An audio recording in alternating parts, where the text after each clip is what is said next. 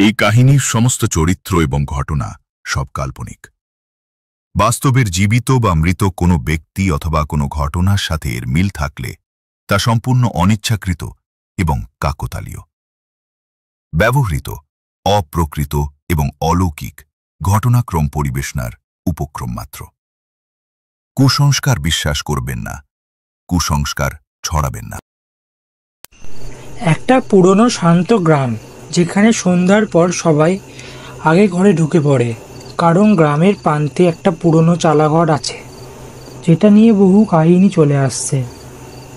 লোকজন বলে চরণ দাসের চালাঘরে সন্ধ্যার পর কেউ গেলে আর ফেরে না। চালাঘরটা আগে ছিল এক জমিদারের চালার গোডাউন, পরে সব ফেলে সে হঠাৎ হারিয়ে যায়। তখন থেকেই শুরু হয় ভূতের উপদ্রব। সৌমিক সদ্য কলকাতা থেকে গ্রামে এসেছে কাকার বাড়িতে, গবেষণামূলক কাজ করে। ভূতের গল্পে অদ্ভুত টান। এক সুন্দর গ্রামের মোড়ে বসে সে শুনল চালাঘরের কথা। সে হাসল। ভূত পুরনো চালাঘর দেখেই ভয় পায় সবাই। রাখাল কাকা বললেন, তুই শহরের ছেলে, তুই বুঝবি না। ওই ঘরে সন্ধ্যার পর টুক করে দরজা খুলে যায়, আলো জ্বলে ওঠে, কেউ টোকে আর বেরোয় না। সৌমিকের আগ্রহ আরও বেড়ে গেল।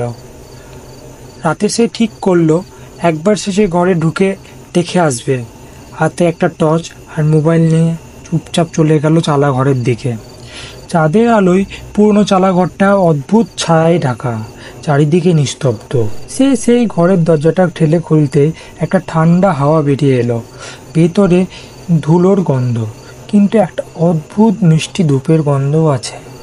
সে ভিতরে ঢুকে দেখে একটা পুরনো পালক আর পাশে কাঠের সিন্দুক।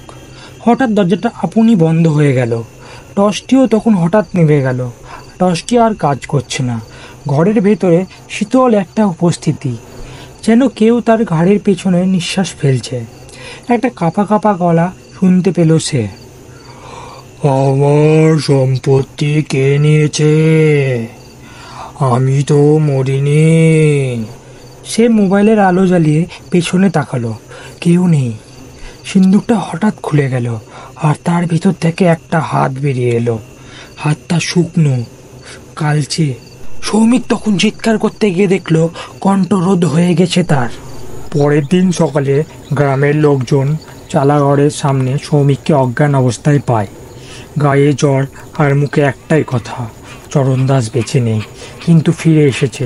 তারপর রাখাল কাকা তাকে বললেন, চরণ দাস ছিল খুব লোভী জমিদার। নকল দলিল তৈরি করে অনেকের জমি দখল করেছিল। শেষে লোকজন তাকে মেরে চালাঘরের নিচে পুঁতে দেয়। তখন থেকে শুরু, সে এখানে পাহারা দেয় তার সিন্দুক যাতে কেউ হাত না দেয়।